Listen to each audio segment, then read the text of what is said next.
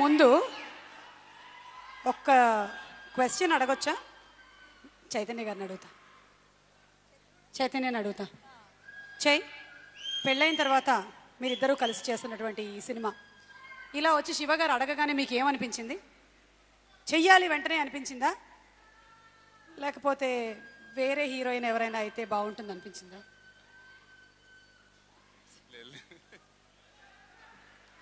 ఏంటి నిజాలు చెప్పేస్తున్నానా ఏంటి? What is how?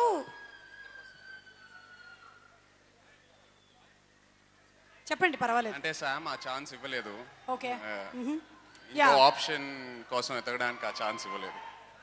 ఓకే, మీరిద్దరూ కాస్త ఈ విషయం మాట్లాడుతూ ఉండండి. కొంచెం గ్యాప్ ఇచ్చి చెప్పారు సమంత గారు ఈ విషయం, ఒక్కసారి డిస్కస్ చేయండి.